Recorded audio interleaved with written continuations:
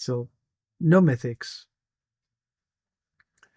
We have the Helm of Disobedience. We got a GA on strength, life, and max life, so life per second. And it was one of them was the sanctification, was total armor, which is quite nice. Then we had firm degree. Judging an enemy grants you increased armor, and because of our holy light, holy light active instead judges enemies, and its cooldown is reduced. So that's why we put this judging on, and it gives us extra 100% armor for 5 seconds. The cooldown is, we're not having it up 100% of the time, but it's up, it's enough. Then we have Dawnfire, which is necessity for the build. And here I've got it's only a single GA, and the GA is in chance for Holy Light to deal double damage. And the Holy Light's passive is now is about halfway roughly. So it's not the best, not the worst. And sanctified with holy damage. We have the Fault of Indomitable, and the sanctification was item quality 5, which is the absolute worst you can probably get. It's a single GA strength, and here the imprint is on armor and impairment resistance based on your block chance. Then we have Ghostwalker for Unstoppable. I'm still undecided whether this is the right one. Strength and Consecration. I don't use Consecration, so it's a bit of a waste. I had this hammer, didn't figure out what I was going to do with it. Now it's working.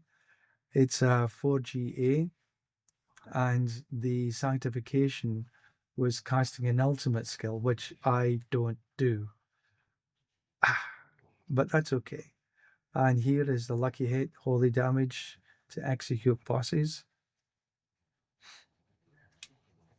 Strength, max life, vulnerable damage, crit strike damage. Then we have our amulets, strength, righteousness, iron sharpens iron, heavyweight and on guard. And consuming judgment has a 10% to restore your life, which is why we again have this. So it synergizes with the holy light. Then we have Edge Master in here, and again, this is useless to me right now, but it's got attack speed on it, which is good. Crit strike chance, casting a valor skill. And here it was all stats. Here was gain primary resource for every life you heal. So these, as you see, are not exactly fantastic. They're not shabby, but they're not best in slot by a long way. And yet, as you see, it still can do all T4 relatively easily. So the starter board I've got Diminish. Then I went up and got the castle, and Challenger is in the castle. Then I came across and had Relentless with Spirit. And these last two boards I've changed around a few times.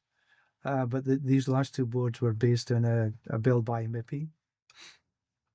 I have the Beacon board with, I put Exploit in here, giving damage to Vulnerable.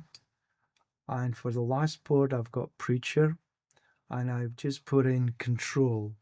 Before I had Relentless, but I think Control actually gives me a little bit better damage. So that's the build.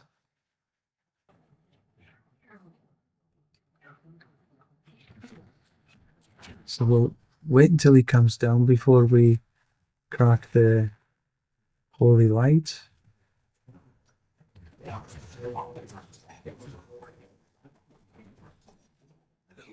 Alright, that sounded good to me, or looked good to me.